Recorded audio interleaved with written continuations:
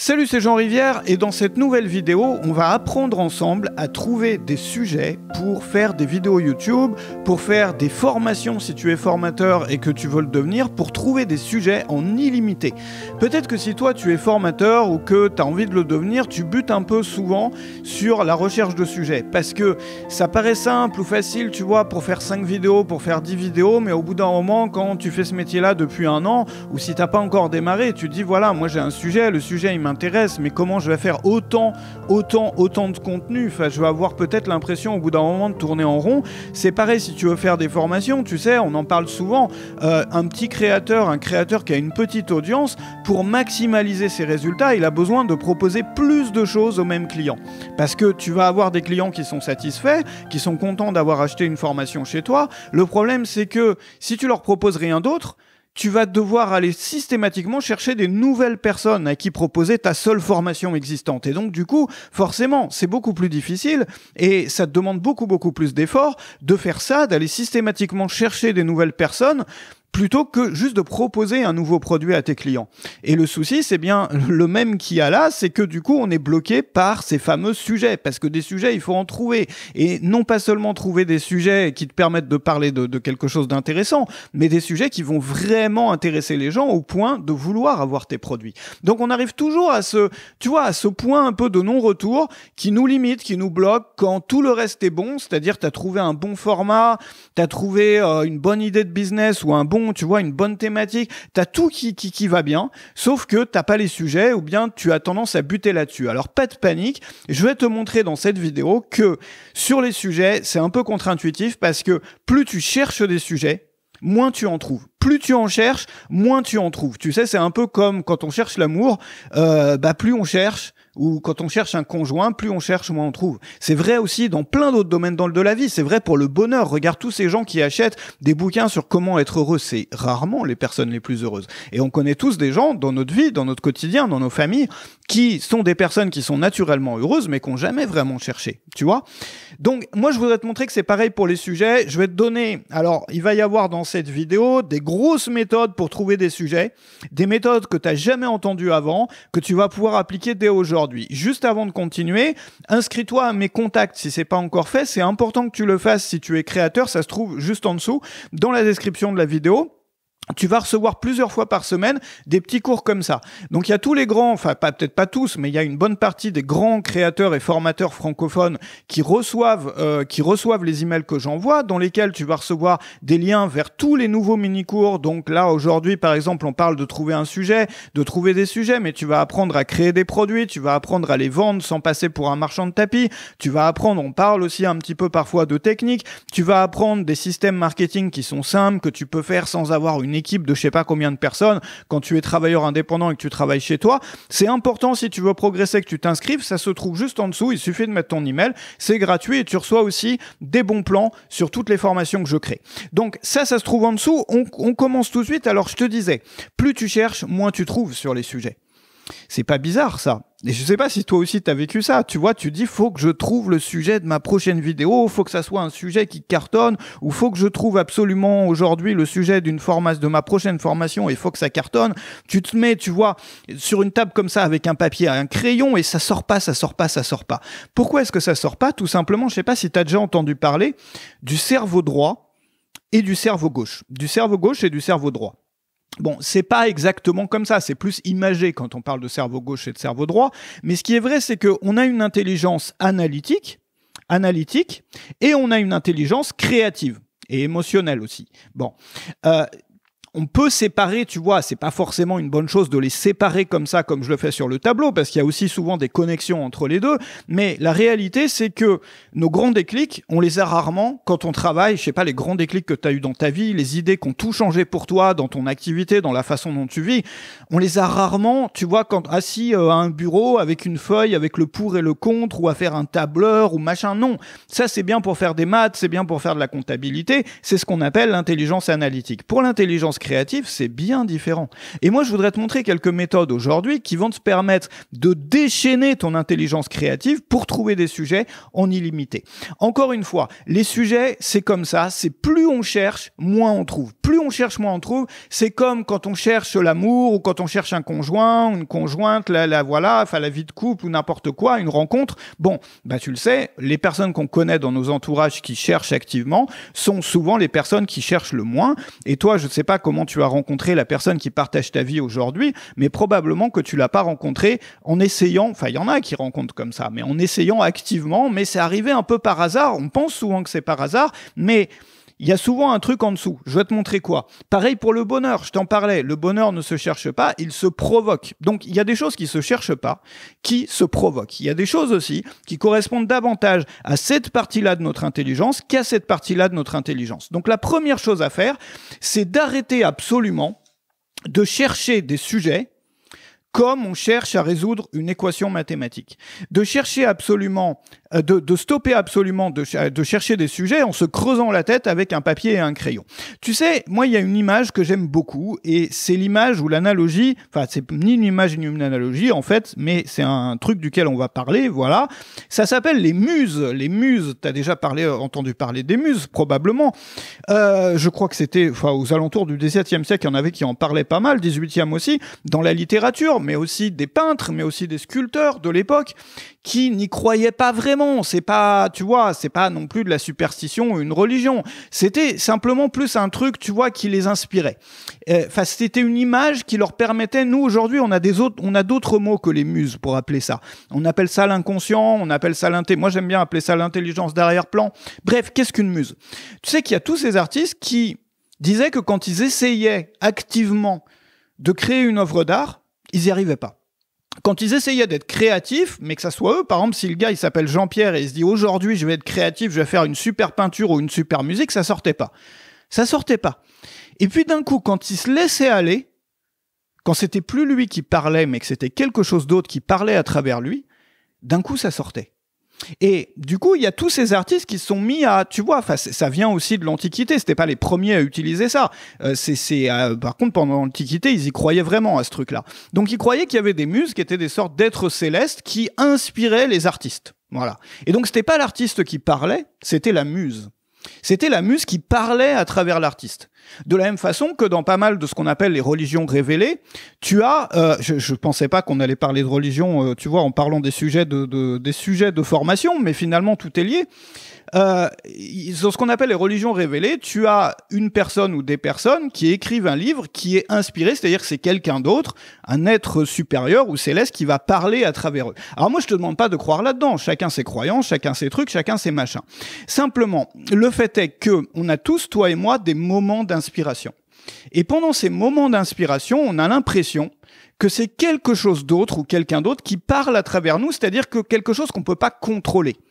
Et bizarrement, et c'est pour ça d'ailleurs que l'exemple des muses est tellement intéressant, moi je me suis rendu compte, notamment quand on fait de l'improvisation, c'est pas que pour faire du stand-up, hein. L'improvisation, on peut en faire dans un live, on peut en faire dans une vidéo YouTube, on peut en faire un peu n'importe où, dans une prise de parole.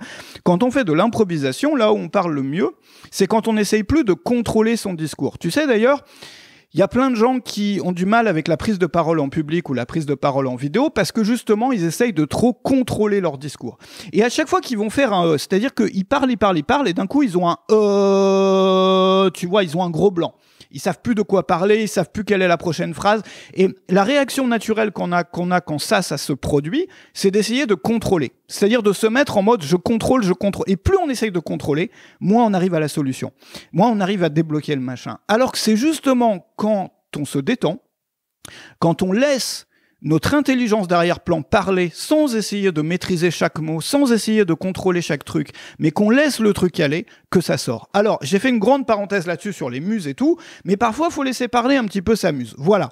Alors, l'idée, c'est la première chose, c'est de capitaliser sur ces moments d'inspiration. Moment d'inspiration. Quand tu as des moments d'inspiration, c'est des choses que tu peux pas contrôler, qui viennent de ton intelligence d'arrière-plan, de ton inconscient, qui viennent, si tu peux croire dans les muses, hein, si ça t'amuse ou si ça te fait plaisir ou dans autre chose.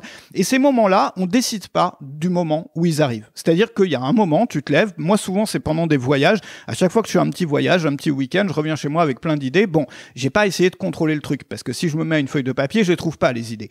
Donc, à chaque fois que tu ressens que tu as un moment d'inspiration, tu vas capitaliser dessus.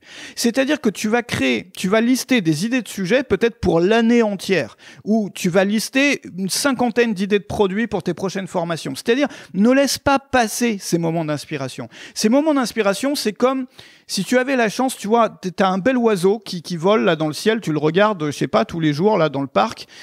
J'utilise des exemples de temps en temps qui sont un peu nuls, mais c'est pas grave. Bref, bon, il y a un oiseau, un joli oiseau qui se balade dans le parc où tu vas tous les jours. Et à un moment, tu as la chance d'avoir cet oiseau qui se pose sur ta main. Bah, ça serait bête de laisser passer ce moment-là. Tu vas peut-être, je sais pas, parler avec l'oiseau, prendre une photo. Tu vois, l'exemple, il est complètement nul. Mais ce que je veux dire, c'est que tu vas capitaliser sur ce moment. Tu vas en profiter de ce moment-là. Et c'est la même chose, capitalise sur tes moments d'inspiration. Je vais pas développer là-dessus, il y a des méthodes pour ça, il y a 3 façons, on en reparlera. On en reparlera notamment dans le programme qui est en dessous, je t'en parlerai tout à l'heure. La deuxième chose à faire, c'est d'utiliser des matrices. Alors, les matrices, c'est moins créatif. Mais les matrices aujourd'hui, moi c'était un système que j'avais mis en place maintenant il y a des années et des années, c'est un système qui est utilisé par beaucoup de créateurs, de formateurs que tu vois sur YouTube ou ailleurs. Depuis ce moment-là, bah, il y en a beaucoup qui sont mis à utiliser ça parce que ça devient tellement facile avec une matrice de déclencher des idées de sujets. Qu'est-ce qu'une matrice ? Je te donne... Parce que si on rentre dans les détails sur les matrices, ça va prendre des heures. Je te donne le principe de base. Le principe de base, c'est que tu as d'un côté des sujets, des sous-thématiques. Bon, allez, on va appeler ça des sous-thématiques, pas des sujets, parce que vu qu'on appelle ça... Voilà, bref. Bon, alors, tu vois, sous-thématiques. Tes sous-thématiques, c'est quoi ?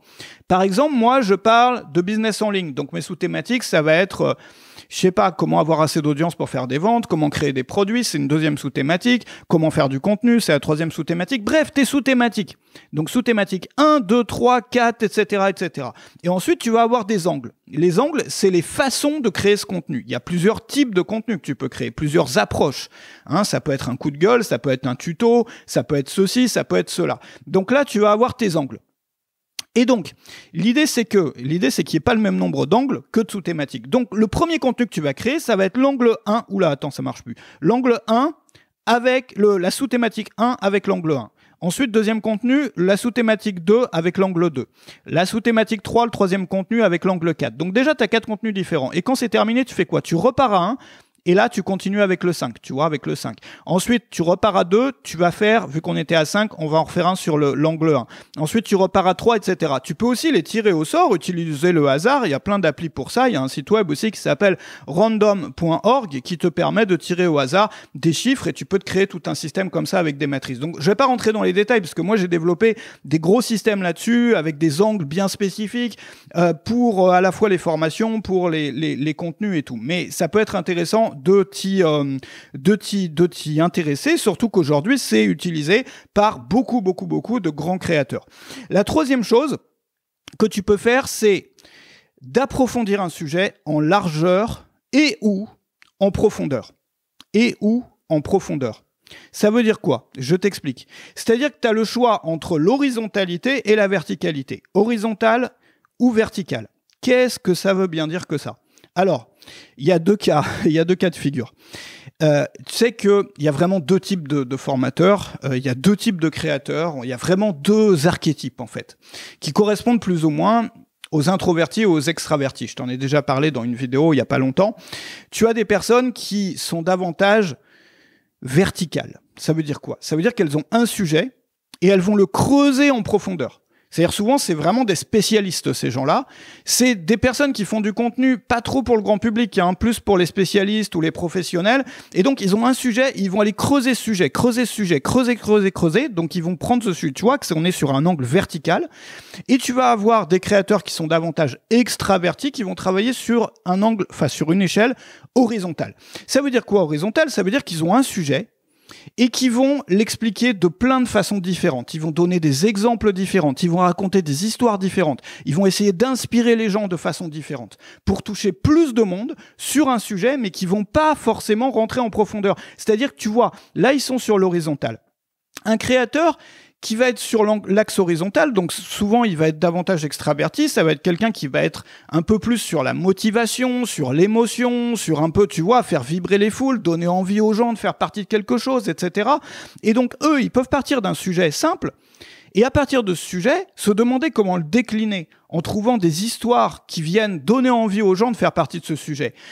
Des histoires de succès, ou bien des histoires motivantes, ou bien de faire des choses un peu émotionnelles, tu vois, motivantes, ou bien au contraire, ça peut être des coups de gueule. Mais sur cet axe-là, c'est-à-dire je pars d'une idée qui est une seule idée, qui peut être une idée très simple, qui peut souvent être résumée en une phrase, et je vais pousser les gens à l'action, ou bien je vais essayer de fasciner les gens par c'est-à-dire je pars de cette idée, je me dis quelle histoire je peux raconter aujourd'hui, comment je peux motiver les gens aujourd'hui à faire ça, comment je peux, tu vois, parce que ça peut être un truc aussi bête que de sourire, quoi, pour être heureux, ça peut être un truc aussi bête que tu vois, une idée très simple qui tient en une phrase. Donc ça, c'est comment transformer un sujet en peut-être des centaines de sujets par l'axe horizontal, par l'horizontalité.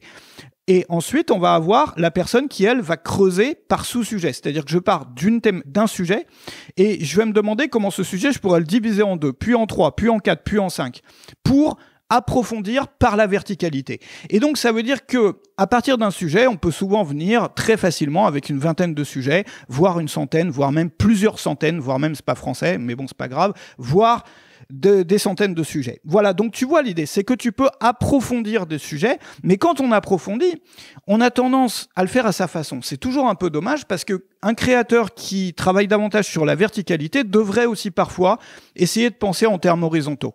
Et un créateur ou un formateur qui travaille de façon horizontale devrait parfois approfondir ces sujets de façon verticale. Parce que d'un coup, tu multiplies par 2 tes axes d'approfondissement possibles. Donc tout ça, alors ça, faut pas le faire à une table, hein, surtout pas, parce que ça, c'est créatif. Comme on l'a dit tout à l'heure, comme on l'a vu tout à l'heure, ça, c'est le cerveau droit, typiquement. Donc ça veut dire qu'on va se promener dehors, on va aller dans un parc, on va profiter d'un week-end ou d'un voyage. Il suffit d'activer une recherche, hein, c'est-à-dire que quand tu pars en week-end, moi je reviens toujours de week-end ou de voyage avec des grandes idées. Donc tu actives une recherche. C'est-à-dire tu dis, ce week-end, ça veut pas dire que tu vas bosser le week-end, non, ça veut dire que tu décides que tu rentreras ton week-end en ayant trouvé X sujet ou telle solution à tel problème que tu as. Et tu as quelque chose pour capturer tes notes, ça peut être sur ta montre, sur ton téléphone, un truc audio, un dictaphone, n'importe quoi, et ça va venir automatiquement à partir du moment où tu as mis cette recherche sur on. Et au fur et à mesure, tu verras, bon, ça on en reparlera parce que c'est encore tout un sujet. En attendant, 2 choses. Si tu veux apprendre, parce que là je t'ai montré, bon, quelques petites astuces, mais si tu veux, il faudra en parler pendant beaucoup plus longtemps que ça. Il y a des modèles que j'ai créés, il y a plein de choses. C'est juste en dessous, c'est le 2e lien dans la description. Ça s'appelle trouver des sujets de contenu et de formation en illimité. C'est un programme, c'est une formation qui contient toutes les meilleures méthodes pour générer des sujets de formation et de contenu à la volée. Tu vas avoir notamment un framework qui va te permettre de générer des sujets de vidéos, d'articles, de mailing à partir de 0. Tu vas avoir la matrice ultime pour générer des sujets de formation en masse, jusqu'à 25 sujets par minute. Alors, ça veut dire quoi 25 sujets par minute? C'est pareil pour les sujets de contenu gratuit comme pour les sujets de formation. Une personne normale peut pas en écrire 25 par minute. Par contre, c'est que ça les génère plus vite que toi-même, tu peux même les écrire. C'est-à-dire que tu peux avoir des cahiers entiers d'idées. Et ces systèmes, ces sujets de formation, ils sont basés sur les angles et les axes qui marchent le mieux. Pourquoi on sait qu'ils marchent le mieux? Parce que moi, j'ai lancé plus de 400 formations. Donc, tu penses bien qu'au bout d'un moment, tu as des statistiques, tu sais ce qui marche, tu sais ce qui marche pas. Donc, tu vas avoir la matrice ultime pour ça. Tu vas avoir aussi le calendrier perpétuel de contenu qui s'améliore automatiquement en fonction de tes résultats passés. Ça marche comment? Tu as un calendrier perpétuel, ça fonctionne avec un coefficient, enfin c'est un calcul qui est pondéré par un coefficient, et en fonction des résultats du passé, cette machine entre guillemets, qui a un calendrier perpétuel, te permet de trouver pour toi, enfin va décider pour toi du prochain sujet que tu devrais faire en fonction des ventes passées, de ce qui a marché, de ce qui a moins bien marché.